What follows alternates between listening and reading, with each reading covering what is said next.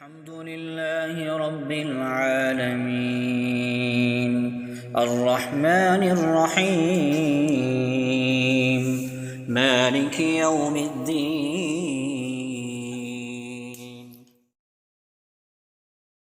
بسم اللہ الرحمن الرحیم۔ آج بھی تراویح کے اندر ایک پارہ پڑھا گیا ہے۔ آج 28 پارے تراویح کے اندر مکمل ہو گئے ہیں۔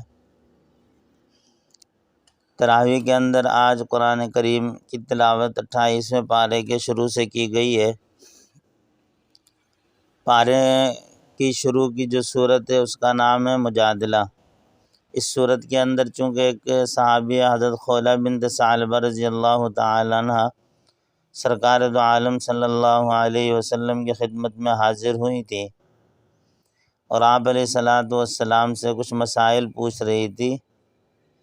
تو مسائل پوچھتے پوچھتے انہوں نے ذرا بلند آواز سے اللہ کے نبی سے بات کی، تو اس بلند آواز سے بات کرنے کو اللہ جل شانہ نے جدال سے اور اس لفظ سے ذکر فرمایا۔ اسی مناسبت سے اس پوری صورت کا نام سورہ مجادلہ ہے۔ اس صورت میں کچھ فقہی مسائل ہیں جس کو زہار کہا جاتا ہے، اس سے متعلق کچھ احکامات بیان ہوئے ہیں۔ زہار کہتے ہیں کہ اپنی بیوی کو اپنی محرمات ابدیہ میں سے کسی کے ساتھ تشبیہ دینا، نعوذ باللہ۔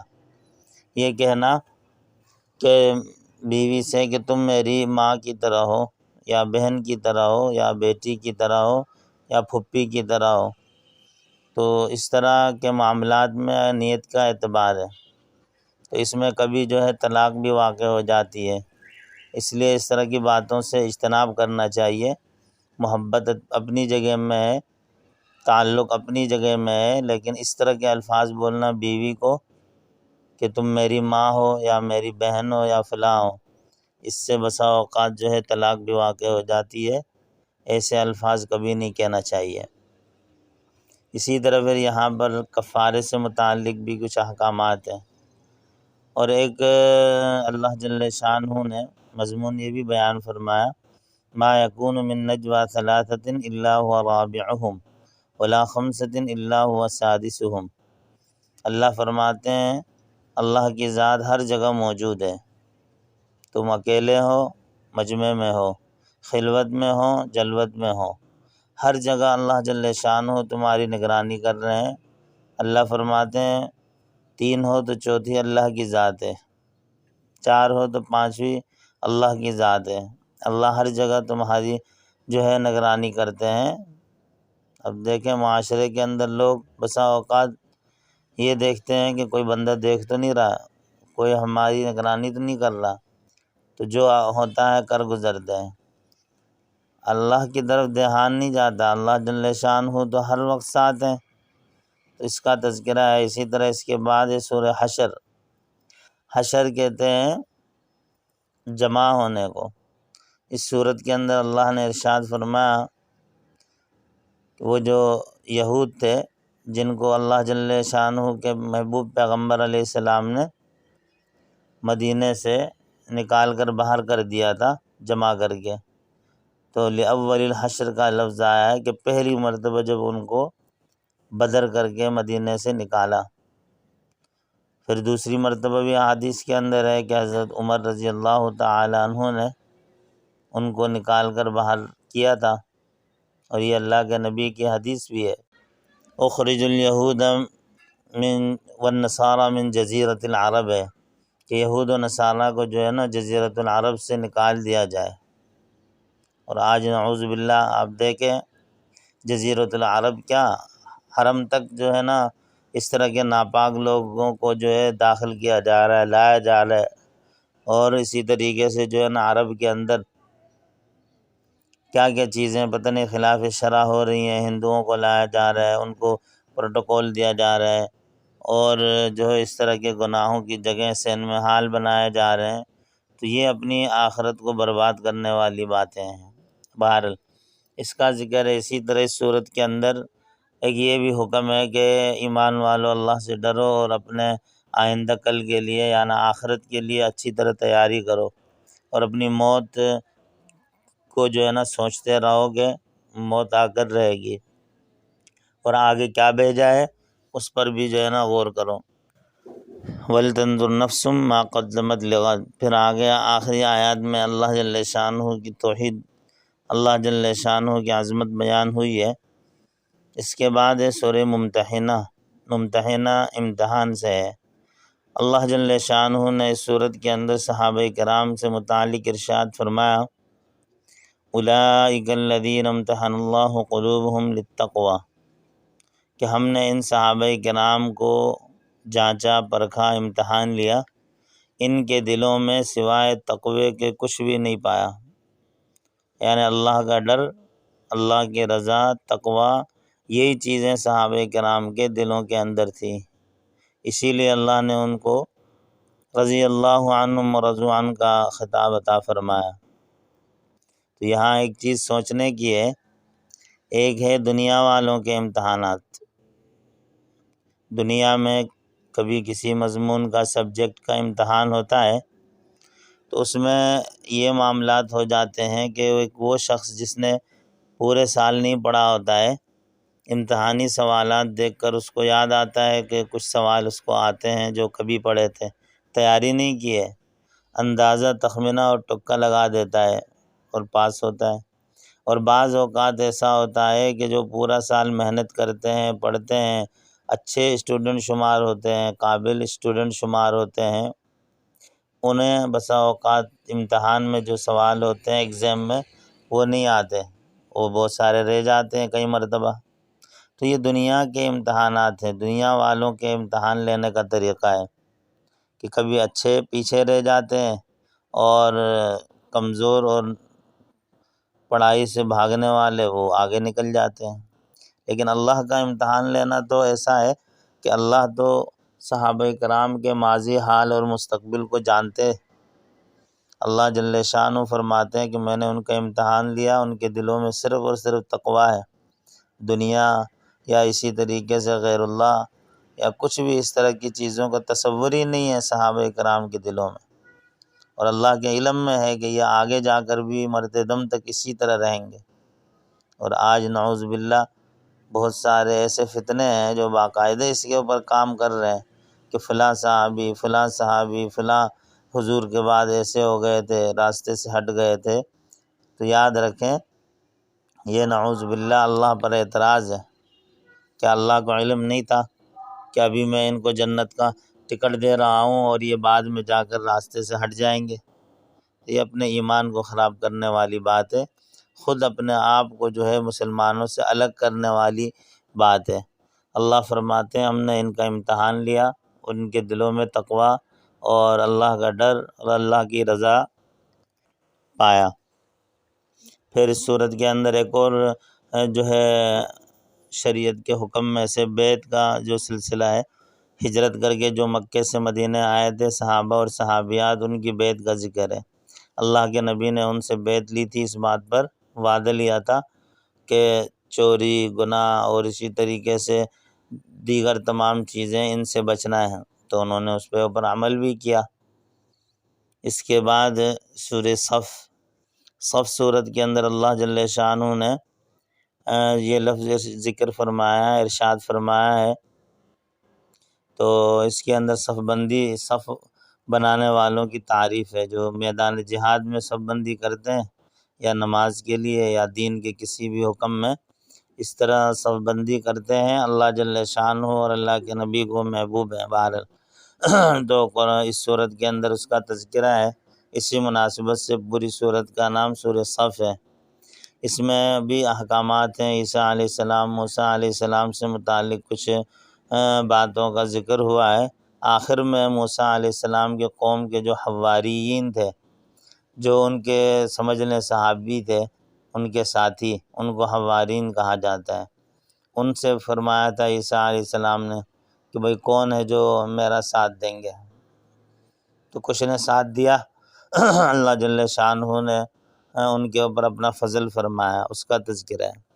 پھر اس کے بعد ہے سورہ جمعہ کو کہتے ہیں، تو اس صورت کے اندر جو ہے جمعہ کے احکامات بیان ہوئے ہیں۔ اللہ پاک نے ارشاد فرمایا کہ اذان ہو جائے جمعے کی، اذا نودی للصلاۃ من یوم الجمعۃ فاسعوا الی ذکر اللہ، نماز کے لیے آ جاؤ جمعے کی، اور جب نماز ہو جائے فانتشروا فی الارض، تو اس کے بعد جا کر اپنے کاروبار، دکان، معاملات کو جاری رکھو۔ تو لیکن یہاں بعض مرتبہ معاملات الٹے چل رہے ہوتے ہیں کہ صبح دیر سے جاتے ہیں اور جو ہے نماز کے بعد دکان کھولنے کا حکم ہے، کوئی دکان کھلی نہیں ہوتی، اکثر بند کرتے ہیں۔ بھائی جس وقت اللہ نے حکم دیا ہے اس پر عمل کریں، اس میں برکت ہوگی۔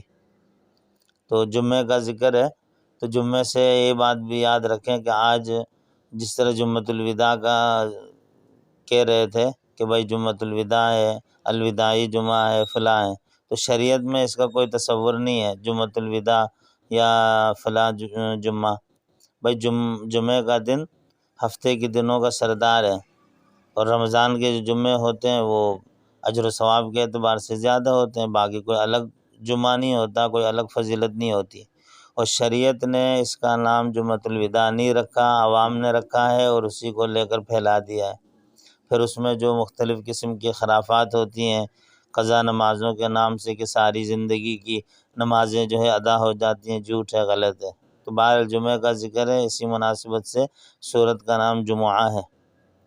پھر اس سورت کے بعد سورہ منافقون سورت کے نام سے بات سمجھ میں آتی ہے کہ منافقین نے آ کر کہا تھا کہ ایمان لائے ہیں، ہم آپ کے ساتھ ہیں، ہر وقت کہتے تھے۔ اللہ پاک نے ارشاد فرمایا کہ اللہ جانتے ہیں، اللہ کے علم میں ہے کہ یہ کیا حرکتیں کرتے ہیں، دل میں ان کے کیا ہے اور زبان سے کتنے میٹھے بنتے ہیں۔ اصل میں ہوا یہ تھا کہ حضور علیہ السلام جب مکے سے ہجرت کر کے مدینہ طیبہ تشریف لائے تو یہاں جو سردار تھا عبداللہ بن ابی، اس نے دیکھا کہ حضور علیہ والسلام کو تو لوگ ہاتھوں ہاتھ لے رہے ہیں اور جوگ در جوگ لوگ حضور علیہ السلام کے ہاتھ پر بیعت کر رہے ہیں، تو اس کے دل میں حسد کی آگ بھڑک اٹھی کہ میری جو ہے حکومت یا میری سرداری یہ ختم ہو جائے گی۔ تو اس نے اس کا طریقہ یہ نکالا کہ اپنے دل کے اندر نفاق رکھتے ہوئے، منافقت کرتے ہوئے حضور سے آ ملا اور کہا کہ میں آپ کے ساتھ ہوں۔ اس کا مقصد صرف یہ تھا کہ دیکھتے ہیں اگر نبی علیہ السلام کفار سے جیت گئے تو پھر تو چلو ہم تو ویسے ہی بظاہر ان کے ساتھ ہیں، کوئی مسئلہ نہیں، اور اگر ہار گئے کفار سے تو پھر تو ہمارے لیے کوئی مسئلہ ہی نہیں ہے، ہم خود سردار بنیں گے، یہ شکست کھا جائیں گے۔ تو اس نے اتنی سخت دشمنی اختیار کی اسلام کے نام پر منافقت کے ساتھ، کرتے کرتے کبھی کیا نبی علیہ السلام کے خلاف پروپیگنڈا کرتا تھا مکاری اور عیاری سے، اور کبھی کچھ، بالآخر اس نے اتنا بڑا گھنونا کام کیا کہ حضور علیہ السلام کی زوجہ محترمہ حضرت اماں عائشہ صدیقہ رضی اللہ پر بہتان باندھا، جس کی صفائی اور گواہی قرآن نے دی اور کہا کہ یہ بہت بڑا بہتان ہے، جھوٹ بولتے ہیں۔ منافقین کا ذکر ہے سورت کے اندر۔ اس سورت کے بعد پھر ہے سورہ تغابن۔ تغابن قیامت کے ناموں میں سے ایک نام ہے۔ فرمایا کہ یہ قیامت کا دن ایسا ہے کہ اس دن لوگوں، تغابن کا ویسے ترجمہ بنتا ہے نقصان، تو قیامت کے دن ظاہر ہے لوگ نقصان اٹھائیں گے، نقصان کا دن ہے وہ۔ جس طرح حدیث میں ہے اہل ایمان کے لیے نقصان اس طرح ہے کہ وہ افسوس کریں گے کہ کاش ہم اور اعمال کرتے تو ہمارا آج اس طرح گویا کہ ایک قسم کا یہ نقصان کے کم درجات ملیں، زیادہ ملتے۔ اور گناہ گاروں کے لیے تو نقصان ہی نقصان ہے کہ ان کے لیے اس دن جہنم ٹھکانہ ہوگا ان کا۔ اور بھی احکامات ہیں، بہرحال ٹائم اپنے اختتام کو پہنچ رہا ہے، اشارتاً بتلا رہا ہوں۔ پھر اس کے بعد ہے سورہ طلاق۔ طلاق صورت کے اندر طلاق کے احکامات اللہ نے بیان فرمائے ہیں، عدت کے احکامات اس کے اندر ذکر ہوئے ہیں، اور اللہ جل شانہ کے ہاں سب سے مبغوض ترین، ناپسندیدہ چیز حلال چیزوں میں اگر کچھ ہے تو وہ طلاق ہے۔ اللہ اور اللہ کے نبی اس سے سخت ناراض ہوتے ہیں۔ شریعت میں اس کی مذمت بیان ہوئی ہے کہ جب تک بہت زیادہ کوشش کرنے کے بعد بھی کوئی حل نہ نکلے، بالکل آخری جو ہے اس پر پہنچ جائیں اسٹیج پر، تو پھر جا کر طلاق کا حکم ہے، ورنہ بچنے کا حکم ہے۔ کیونکہ اس کے اندر بربادی ہے، آپس میں رشتوں کا توڑ ہے، بچے، بیوی، شوہر، خاندان، گھرانے سب جو ہے تتر بتر ہو جاتے ہیں۔ تو اس کی ممانعت ہے کہ اس سے بچیں، اس کو کھیل نہ بنائیں، طلاق کو، نکاح کو اور دیگر جو شریعت کے احکامات ہیں اس سے بچنے کا حکم ہے۔ اسی طریقے سے جو ہے اس کے بعد ہے سورہ تحریم۔ تحریم حرام سے ہے۔ اللہ کے نبی علیہ السلام نے ایک مشروب پی لیا تھا ایک زوجہ محترمہ کے گھر میں، تو دوسری بعض ازواج مطہرات میں حضرت عائشہ اور حضرت حفصہ رضی اللہ عنہ نے اس طرح مشورہ کیا کہ ہم کہیں گے کہ آپ کے منہ سے اس طرح کی جو ہے نا خوشبو آ رہی ہے، بو آ رہی ہے۔ تو اللہ کے نبی علیہ السلام کو جب اس طرح کہا تو آپ نے فرمایا اچھا اس سے بو آتی ہے، بو والی چیزوں سے تو میں جو ہے دور رہتا ہوں، کیونکہ اللہ کے نبی علیہ السلام تو خوشبو ہی خوشبو تھے اور خوشبو کا منبع اور سرچشمہ تھے۔ آپ یہ کیسے گوارا کرتے کہ کوئی ایسی چیز استعمال کی ہے جس سے بو آ رہی ہو؟ تو آپ نے یہ کہا تھا، ارشاد فرمایا تھا کہ آئندہ میں یہ استعمال نہیں کروں گا۔ شہد تھی یا کوئی بھی چیز تھی بہرحال، تو اللہ نے قرآن نازل فرمایا کہ یا ایھا النبی لم تحرم ما احل اللہ لک، میرے محبوب آپ حلال چیز کو حرام نہیں قرار دے سکتے، جو چیز حلال ہے اس کو استعمال کرنا ہے۔ اس میں یہ اصول بیان فرما دیا کہ حلال اور حرام کرنے کی اتھارٹی اور اختیار اللہ کو ہے۔ اللہ کے علاوہ کوئی بھی ہو، نبی ہوں، ولی ہوں، کسی کو حلال چیز کو حرام یا حرام چیز کو حلال کرنے کا اختیار نہیں ہے۔ اور اسی طریقے سے آخر میں دو خواتین کا ذکر ہے کہ ایک نبی کے اللہ کے محبوب کے نکاح میں تھی اور نافرمان تھی، لوط علیہ السلام کی بیوی، اور ایک جو ہے کافر شخص کے نکاح میں تھی لیکن تھی اللہ کی بندی، نیک، اللہ پر ایمان لانے والی مومنہ تھی، اس کا ذکر ہے حضرت آسیہ رضی اللہ کا۔ اللہ پاک ہمیں قرآن و سنت کو صحیح سمجھنے اور عمل کی توفیق